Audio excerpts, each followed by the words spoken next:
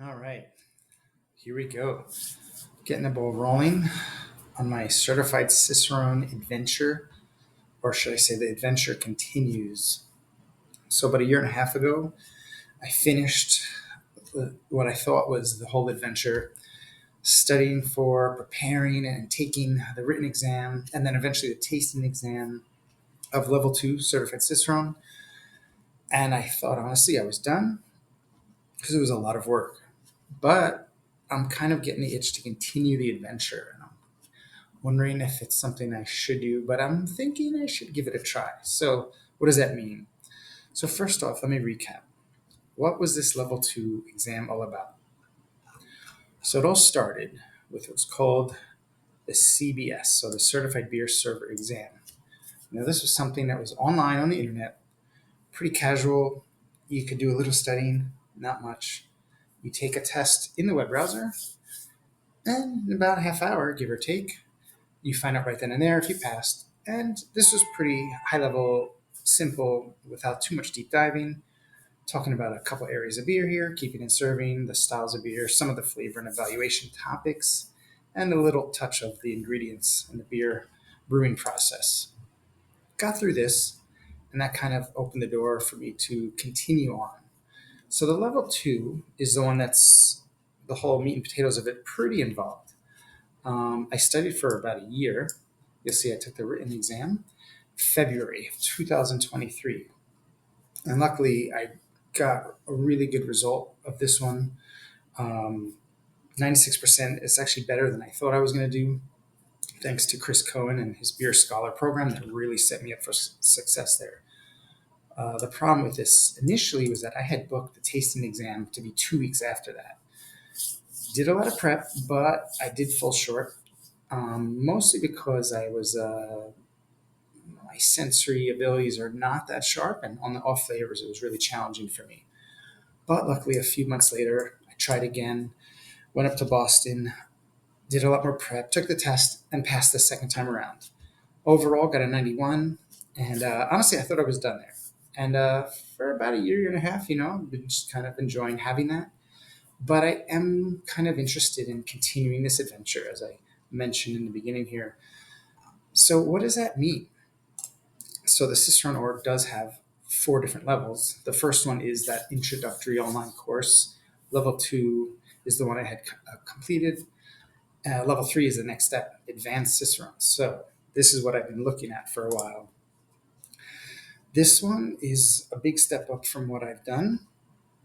I'm still kind of not sure if it's a smart life choice to put the level of effort in for this, but it's something I'm passionate about, and I do think it's going to be a fun adventure. So I'm warming up to the idea and I'm starting preparations for the written exam with the mindset that I will commit to taking it in the near future. So basically, the exam is coming up in May if I get prepared quick enough, in August, or in November. So there's a lot of dates in the horizon. So it's a big commitment. There's about $450 of a fee just for the written exam. And then the tasting exam later would be another 400. So this is an endeavor that there's a financial commitment involved. But I really enjoy learning about craft beer and the whole industry, the service side, the brewing side, quality control.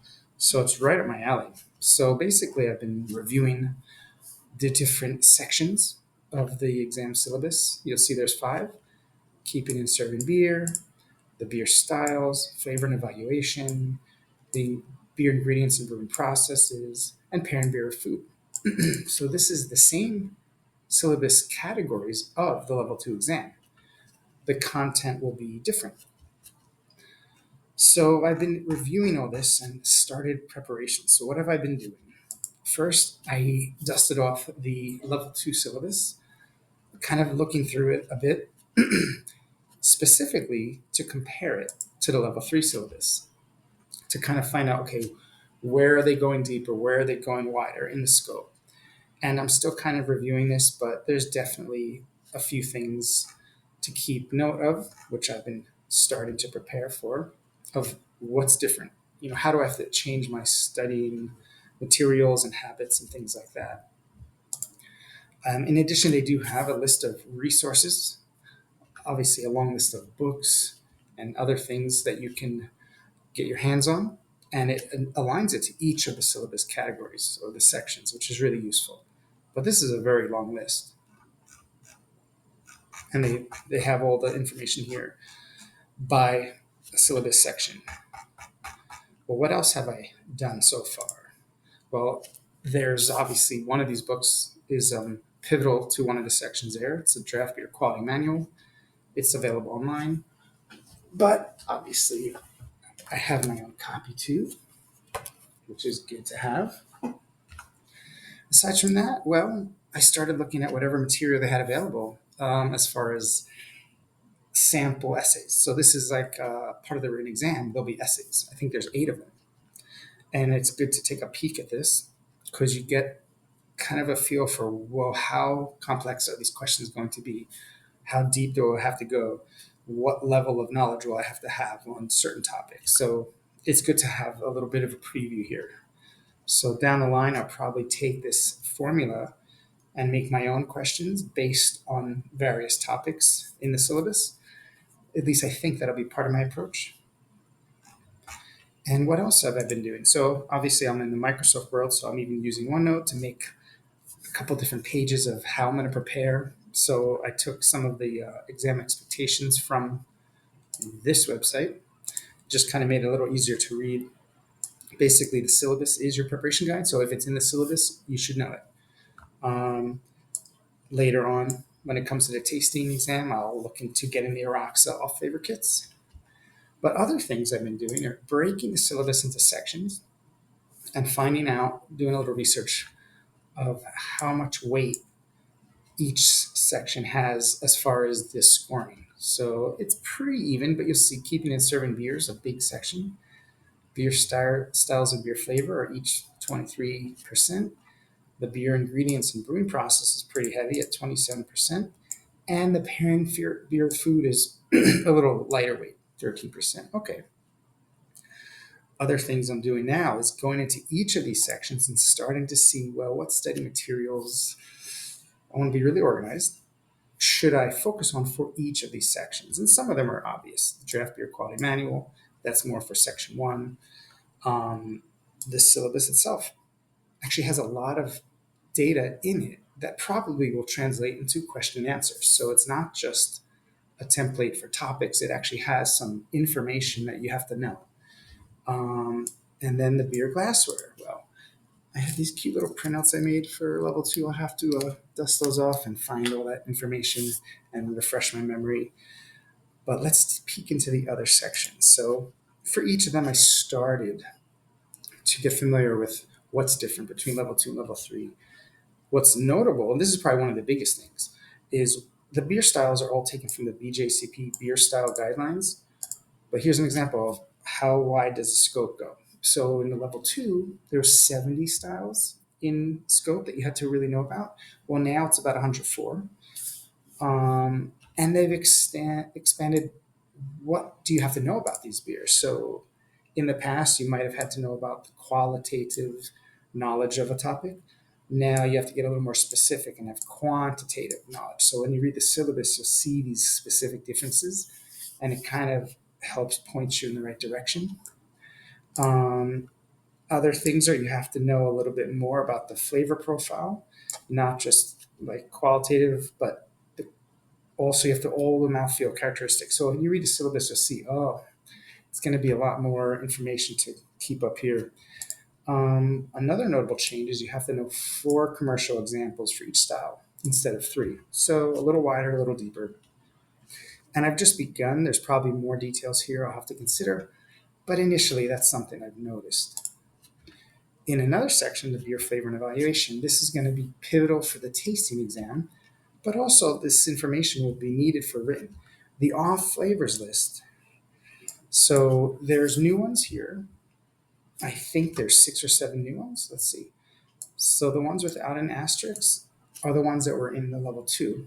So they've added several different off flavors. So later on the line, I'll have to buy 2 separate off flavor kits to get the whole spectrum of these off flavors, which is going to be, more information to know, but also more sensory abilities to exercise.